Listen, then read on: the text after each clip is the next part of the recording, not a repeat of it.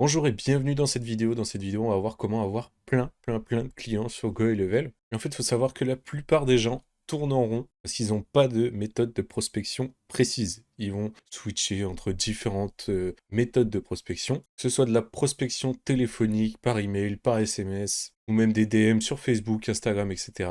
Et du coup, au final, on se retrouve sans aucun résultat et après, on vient et on peut se demander pourquoi ça fonctionne pas et on peut même se dire que GoElevel est totalement de l'arnaque. Alors que GoElevel, en tout cas en mars 2025, c'est vraiment le meilleur logiciel. Donc déjà, premièrement, pour ceux qui ne connaissent pas GoElevel, qu'est-ce que c'est? Alors GoElevel, ça va être ce logiciel que vous voyez ici qui vient proposer plusieurs fonctionnalités. Voilà toutes ces fonctionnalités, on a vraiment énormément de choses. Et alors de base, ce logiciel est fait pour les agences digitales. Alors les agences digitales, elles vont avoir des clients, ces clients qui auront besoin d'un site web, de séquences mail, SMS, de calendrier de prise de rendez-vous, etc. Toutes ces choses-là. Et tout ça, c'était pas très pratique pour les agences digitales parce qu'il y avait beaucoup d'outils différents sur différentes plateformes, etc.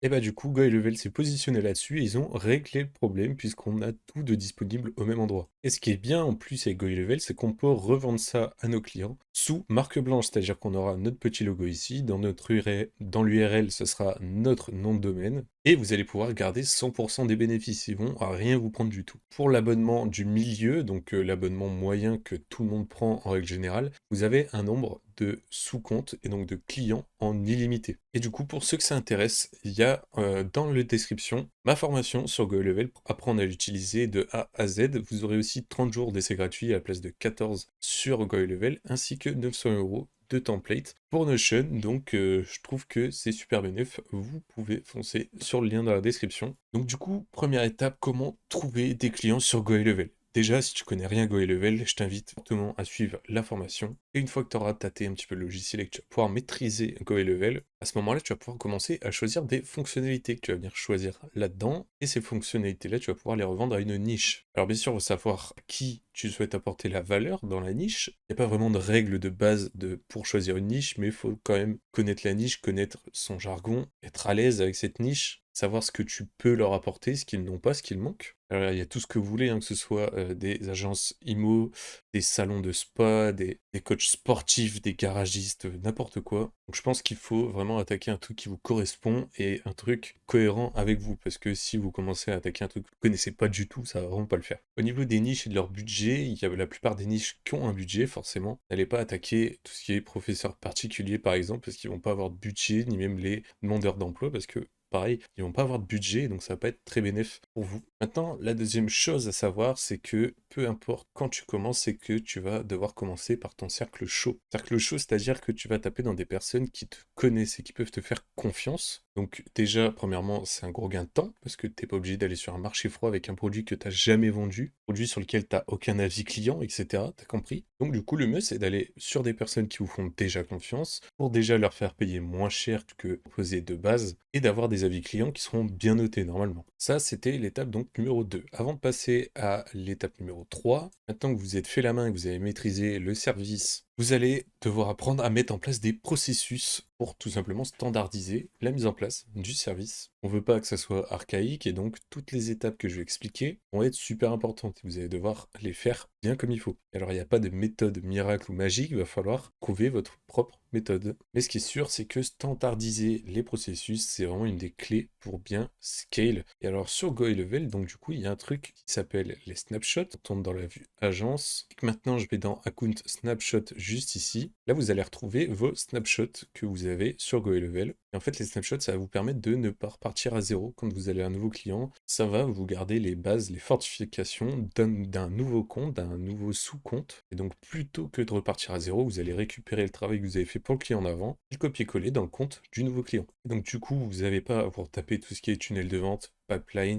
et vous avez déjà la structure pour pas repartir de zéro à chaque fois. Et il y a autre chose qu'il faudrait que je vous montre, ça va être au niveau des sous-comptes, ça va être les custom values. Donc dans les settings, custom values, juste ici, et ici vous allez les retrouver, et ça va être des champs dynamiques. C'est-à-dire que vous allez modifier la clé à un seul endroit, et ils vont se modifier partout où ils sont présents. Donc s'il y a l'email de contact par exemple dans un tunnel de vente, si vous changez la valeur ici, ça va la changer partout au lieu de vous faire chier à CTRL-C, CTRL-V partout partout. S'il y a 15 pages, ça va être bien long. Qu'avec les custom values, c'est tout de suite automatique. Ce que vous allez pouvoir faire aussi, c'est améliorer tout ce qui est onboarding, donc processus de la mise en place du service pour vos clients. Bon, il y a plusieurs méthodes bien sûr, mais en général, une fois que le client a payé, il faut tout de suite venir le diriger vers un calendrier de prise de rendez-vous. Comme ça, il va pouvoir prendre rendez-vous avec vous pour mettre en place le service. Et avant de prendre rendez-vous dans le calendrier, tu vas lui donner accès à un formulaire où tu vas mettre toutes les informations dont tu as besoin pour avancer. Si par exemple tu dois connecter sa page Facebook, son site web, etc. Et en plus de tout ça, ça va vous éviter pendant l'appel d'attendre 2 heures que la personne en face de vous récupère tous ses mots de passe, tous ses comptes, etc. C'est vraiment un gain de temps. Une fois que vos process sont en place et que vous avez tout optimisé pour pouvoir aller vite, ben là maintenant, il va falloir trouver une méthode de prospection. Au niveau du cercle chaud, c'est bon, on a déjà nos 3-4 clients comme vous voulez. Mais maintenant, on est prêt, je pense, à passer sur du trafic plus froid. Donc du coup, il va falloir une ou deux grands maximum méthodes de prospection. Alors il y a plusieurs méthodes de prospection, tout ce qui est par téléphone, par SMS, par mail, que ce soit au niveau des DM, que ce soit LinkedIn, Facebook, Instagram, etc.